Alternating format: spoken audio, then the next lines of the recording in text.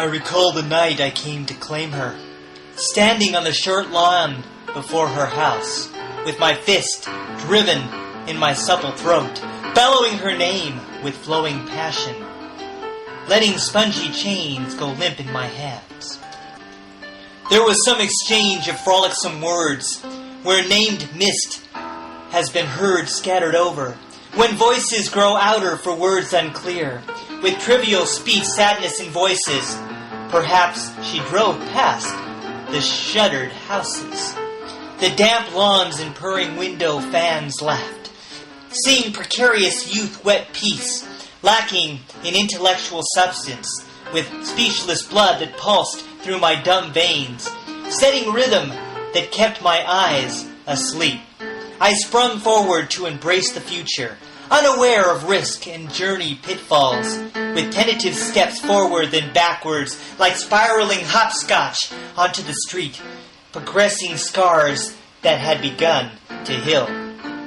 Friends more comfortable with anger than tears offer condolences over the loss of those card games less difficult than love, trusting the spades and diamonds over hearts, betting on drama of dark summer trees.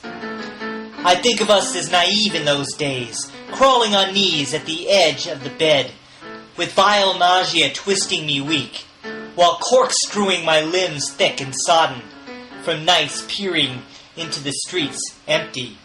The white pools of lamplight and pale gray stripes of the sidewalk and driveway shimmering by yellow glow of the neighbors' windows, golden on the tapestries of rooftops, gleaming chimneys and TV antennas.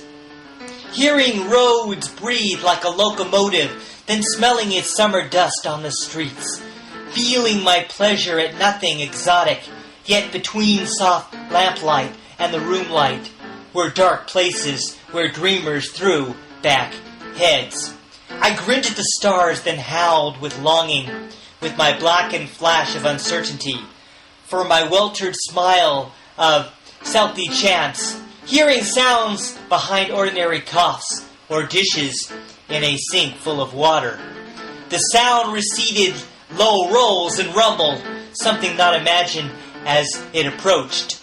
Seeing ladies draw breath as cars went by, easing again in a kind of waiting, then stared down the street in dull amazement. The ladies passed in blustery weather, moving together to share their storm wounds, then rehearsed triumph suspending present, while they recalled parts of their airstreams past, passing behind their own rolled-up windows. My own summer screams wrapped around dreaming, flattened against the wall behind drawn shades, or crouched by a curled and circled window, with one finger still caught in the blind slat, peeking at the wind speed of the desert. Airstreams show distance between a child and the wind speed adult I have become, breeding wistfulness encircling me, with lovers bringing one another home, perhaps on a fully developed dare. We have that youth time to become aware, resigning to parts of older parents, with receding hairlines of petulance, no longer saying it's only money, or bringing home a stranger to parents. I come to claim love and its loyalty as a test of love me, love my parents, or love what I come from and what I will, or you choices of violation from the adulthood humilities.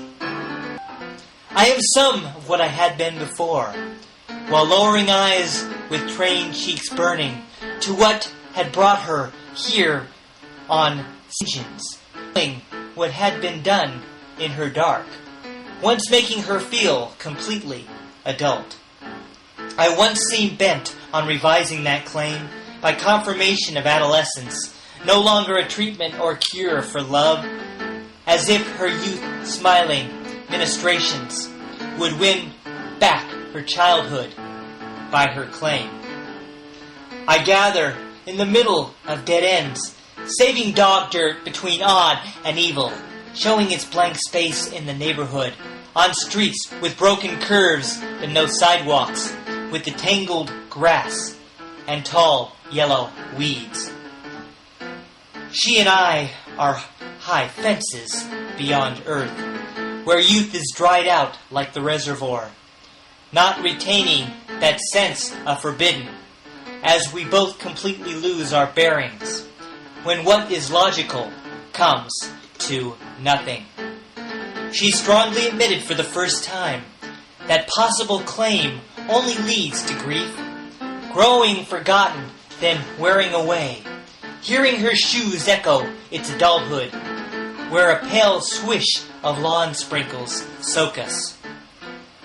Hurts are as numerous as fireflies, as shoes are scraping over the sidewalk, despite all I have lost, if anything, when all games I know are no longer fun, for adult love alone is not enough.